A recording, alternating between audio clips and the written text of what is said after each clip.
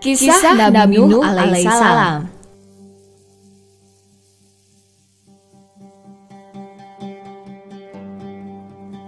Ibnu Abbas menyatakan bahwa jarak antara Nabi Adam dengan Nabi Nuh alaihissalam adalah 10 abad lamanya. Pada saat itu, semua orang patuh kepada Allah. Umat manusia mulai menyembah berhala pertama kali yaitu pada masa Nabi Nuh alaihissalam. Ada 5 nama berhala yang masyhur alias terkenal pada zaman itu yaitu Wat, Suwa, Yaguts, Ya'ud, dan Nars. Nabi Nuh alaihissalam hidup bersama dengan masyarakat yang dulu pernah mendapat tuntunan dari Nabi Idris alaihissalam. Sepeninggal Nabi Idris alaihissalam, ratusan tahun kemudian umat manusia mulai kehilangan tujuan hidup, panutan, serta mulai tidak memiliki keyakinan. Mereka lupa dengan ajaran Nabi Idris alaihissalam. Kemudian Allah mengutus Nabi Nuh alaihissalam untuk menyadarkan mereka kembali. Nabi Nuh dipilih karena ia adalah orang yang sangat dikenal oleh kaumnya.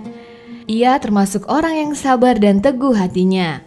Sebagian riwayat menyebutkan bahwa pada saat itu usia Nabi Nuh alaihissalam adalah 480 tahun.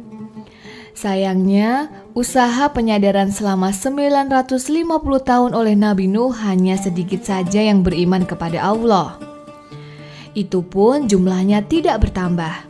Sebagian besar masyarakat tetap saja ingkar dan mencemooh dakwah Nabi Nuh alaihissalam. Akhirnya Nabi Nuh memohon petunjuk kepada Allah SWT. Mendengar permohonan ini, Allah memerintahkan untuk segera membangun sebuah bahtera atau kapal besar.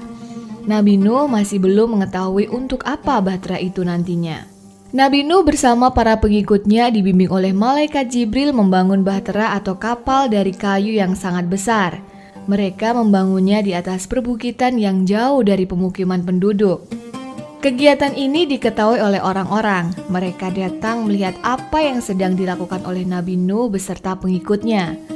Ejekan, cemoohan, dan tertawaan dilontarkan terus-menerus. Mereka menganggap Nabi Nuh terlalu mengada-ada. Walaupun dihujani dengan hinaan serta cacian, tetapi Nabi Nuh dan pengikutnya tidak menghiraukannya. Mereka berkonsentrasi supaya dapat segera selesai. Pembangunan bahtera ini membutuhkan waktu yang lama. Dikisahkan bahwa kapal yang dibangun sangatlah besar dan didesain sedemikian rupa sehingga mampu mengarungi ombak serta menerjang hujan badai yang dahsyat. Sejak awal pembuatannya, Allah selalu mengawasi dan membimbingnya, sehingga bahtera ini sangat kuat, kokoh, bahkan sempurna. Ibnu Abbas menyampaikan bahwa panjang kapal Nabi Nuh adalah 1.200 hasta, dengan lebar 600 hasta, sedangkan tingginya mencapai 30 hasta. 1 hasta sama dengan 45,7 cm. Kapal tersebut dibagi menjadi 3 tingkat. Masing-masing tingkat tingginya 10 hasta. Tingkat paling bawah diisi dengan binatang. Bagian tengah ditempati oleh manusia, sedangkan bagian atas untuk burung. Para ilmuwan dari Amerika dan Timur Tengah yang meneliti di sekitar situs penemuan bahtera Nabi Nuh menemukan bahwa ada lempengan batu yang berlubang di bagian ujungnya. Batu ini diduga dulunya berfungsi sebagai pengokoh dan penyeimbang bahtera. Saat berlayar, batu itu ditenggelamkan di air dengan diikat tali di bagian belakang bahtera. Al-Quran Surat Hud ayat 40-41. Hingga apabila perintah kami datang dan tanur atau dapur telah memancarkan air, kami berfirman, muatkanlah ke dalam bahtera itu dari masing-masing binatang sepasang, dan keluargamu kecuali orang yang telah terkena ketetapan terdahulu, dan muatkan pula orang-orang yang beriman. Istri dan seorang putra Nabi Nuh menganggap Nabi Nuh aneh. Mereka tidak mau mengikuti dan mendukung Nabi Nuh. Mereka termasuk orang-orang sombong dan ingkar kepada Allah. Mereka lebih memilih berpihak kepada kaum yang tidak beriman dan hidup bermewah-mewah. Nabi Nuh berwasiat kepada anak-anaknya, Aku menyuruhmu 2 hal dan melarangmu dari 2 hal. Aku menyuruhmu untuk tetap mengakui La ilaha illallah. Sesungguhnya la ilaha illallah lebih berat dari langit dan bumi. Aku juga mewasiatkan kalimat Subhanallah wa bihamdi. Kalimat ini adalah penghubung segala sesuatu. Dengan kalimat tersebut, makhluk hidup diberi rezeki.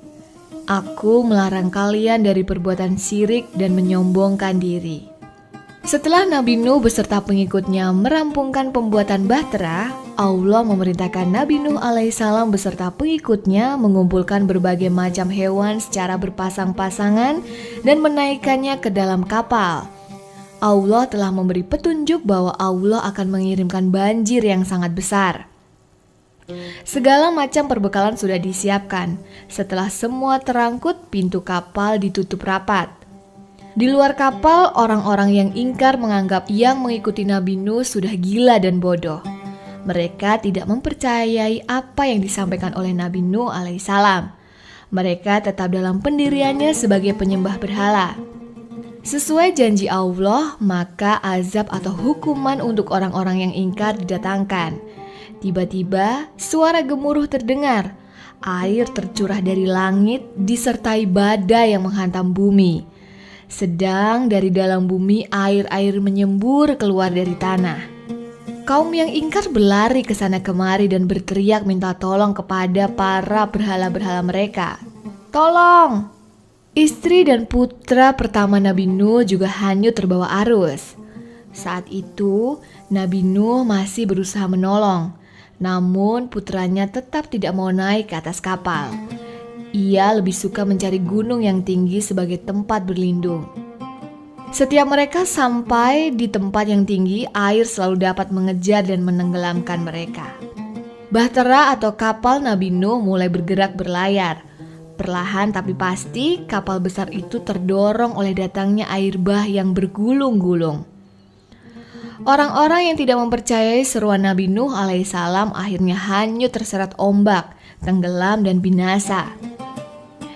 Kisah banjir besar ini dan adanya kapal Nabi Nuh diabadikan dalam Al-Quran sebagai peringatan. Di atas bahtera, kesabaran Nabi Nuh beserta kaum mukmin diuji.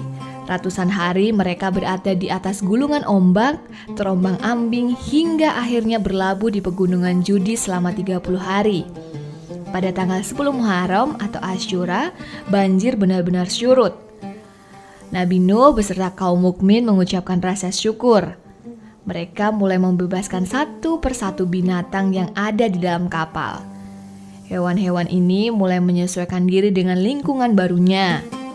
Sebuah peradaban baru harus dibangun kembali dari awal, dengan harapan menjadi kehidupan yang lebih baik. Nabi Nuh memiliki 5 orang putra, yakni Ham, Syam, Yafit, Yam, dan Abir, yang meninggal tenggelam saat banjir besar. Abir meninggal sebelum terjadi banjir.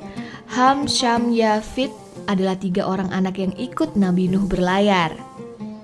Ibnu Katsir menjelaskan bahwa dari semua orang yang selamat, tidak ada satupun yang memiliki keturunan, kecuali ketiga putra Nabi Nuh alaihissalam.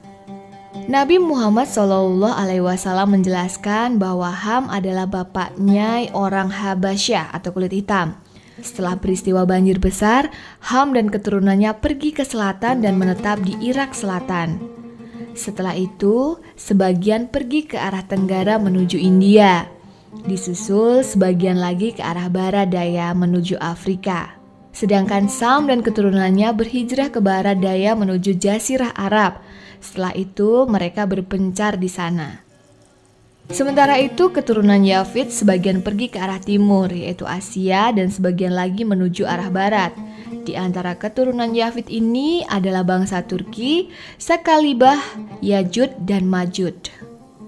Uang sudah ada sejak masa Nabi Nuh alaihissalam. Sebelum memakai uang, transaksi jual beli dilakukan dengan cara barter atau tukar-menukar barang. Kemudian dibuat sarana lain untuk menukar barang dengan uang. Masyarakat Sumeria pada masa Nabi Nuh membuat uang dari kulit-kulit kerang laut. Kisah bahtera Nabi Nuh termuat di hampir seluruh kitab suci dengan berbagai macam versi. Sejumlah ilmuwan terutama ahli arkeologi melakukan penelitian lokasi keberadaan kaum Nabi Nuh alaihissalam yang diduga berada di daerah Mesopotamia atau saat ini dikenal dengan negara Irak. Sedangkan keberadaan kapal Nabi Nuh masih menjadi perdebatan, termasuk penemuan di Gunung Judi. Meski bentuk puncak Gunung Judi berbentuk seperti bahtera, tetapi para ahli belum dapat memastikan bahwa di gunung itulah bahtera Nabi Nuh alaihissalam berlabuh. Al-Quran menjelaskan bahwa bahtera Nabi Nuh alaihissalam berlabuh di atas Gunung Judi. Sebagian menjelaskan bahwa Judi adalah nama pegunungan di Pulau Ibnu Umar, Mausil atau puncak Gunung Ararat di Turki. Di bagian atas bukit Judi tersebut mirip dengan bentuk kapal atau perahu. Nabi Nuh pada masanya juga berpuasa. Hadis riwayat Ibnu Majah, Rasulullah Shallallahu Alaihi Wasallam bersabda, Nabi Nuh alaihissalam berpuasa sepanjang tahun, kecuali hari Idul Fitri dan Idul Adha. Hanya Allah Subhanahu Wa Taala lah yang Maha mengetahui. Demikian kisah Nabi Nuh alaihissalam. Semoga bermanfaat dan sampai jumpa.